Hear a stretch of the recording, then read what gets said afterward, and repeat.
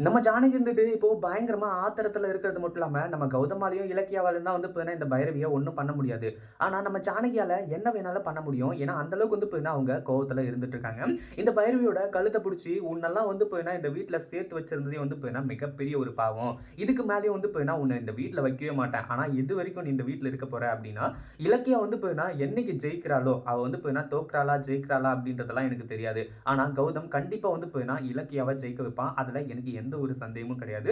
அவ ஜெயிச்சு நீ தோக்குற அன்னைக்கு நாள் வந்து பார்த்தீங்கன்னா, உனக்கு பிளாக் டே அப்டின்னு தான் சொல்லணும். ஏன்னா, இந்த வீட்ட விட்டே வந்து பார்த்தீங்கன்னா, உன்ன கழுத்த புடிச்சு நானே வெளிய தள்ளப் போறேன். உன் அண்ணன் வந்து கேட்டாலும் சரி, யார் வந்து கேட்டாலும் சரி, உன்ன வந்து பார்த்தீங்கன்னா, இனிமே இந்த வீட்ல இருக்கவே விட மாட்டேன். அவ்ளோ வந்து பார்த்தீங்கன்னா நடந்தும், அஞ்சலிய வந்து பார்த்தீங்கன்னா, நீ கூட்டிட்டு வந்து இந்த வீட்டையே ஒரு 2ஆ பண்ணது மட்டும் இல்லாம, இவ்ளோ பெரிய பிரச்சனை நடந்ததுக்கு அப்புறமும் நீ வந்து பார்த்தீங்கன்னா அடங்கலல்ல அப்டின்ற மாரி சொல்லி, பயங்கர கோவத்தோட இந்த பைரவிய உண்டு இல்லன்னு பண்ணிட்டு இருக்காங்க. இப்போ இவ்ளோ கோவம் வந்ததுக்கான காரணம் என்ன அப்படின்னு பார்த்தீங்கன்னா, இந்த ஒரு சவால்ல நம்ம இலக்கியம் மட்டும் தோத்துட்டா என்ன நடக்கும் அப்படின்ற ஒரு விஷயத்த ஆல்ரெடியே சொல்லியிருந்தாங்க. அந்த ஒரு விஷயத்தினால தான் பைரவி மேல அவ்ளோ காண்ட்ல வந்து பார்த்தீங்கன்னா விஷயத்த எல்லாத்தையுமே சொல்லியிருக்காங்க. அதுக்கு முன்னாடி என்னவெல்லாம் நடக்குது அப்படின்னு சொல்லிட்டு பார்க்கறதுக்கு முன்னாடி, இப்ப தான் நம்ம சேனலுக்கு ஃபர்ஸ்ட் டைம் வரீங்க அப்படின்னா, கீழ இருக்க சப்ஸ்கிரைப் பட்டன பிரஸ் பண்ணிக்கோங்க. இப்போ நம்ம அதாவது கௌதமும், இலக்கியாவும் வந்துட்டு அவ்ளோ கோவத்தோட வந்து கேட்கும்போது, கேஷுவலா ஆமா நாங்க 2 பேரும் சேர்ந்து சதி பண்ணி தான் இது எல்லாத்தையுமே பண்றோம் அப்படின்ற மாரி சொல்லிட்டாங்க.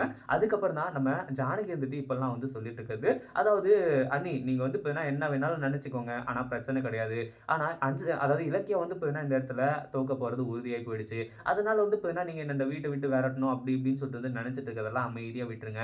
இந்த வீட்ல நீங்க இருக்கணும் அப்படின்னா, நான் சொல்றத நீங்க செஞ்சாகணும்." அப்படின்ற மாரி சொல்லி இந்த பைரவி வந்துட்டு சொல்ல ஆரம்பிச்சுட்டா.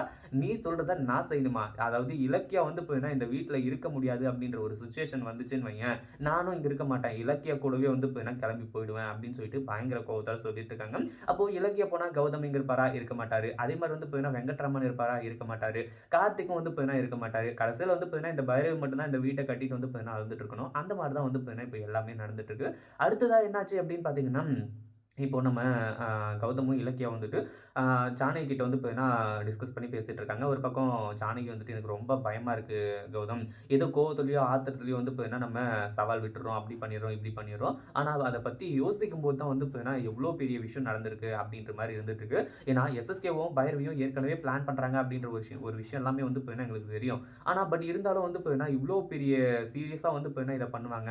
இலக்கியாவ இந்த வீட்ட விட்டு விரட்டணும். அது மட்டும் இல்லாம மறுபடியும் சேர்மன் பதவி கிடைக்கணும். இந்த வீட்டோட அதிகாரம் கிடைக்கணும். இப்படிலாம் வந்து பார்த்தீங்கன்னா, இந்த பைரவி இப்படிலாம் வந்து பார்த்தீங்கன்னா, கீழ்த்தனமா இறங்குவா அப்படின்னு சொல்லிட்டு நான் எதிர்பார்க்கவே இல்ல.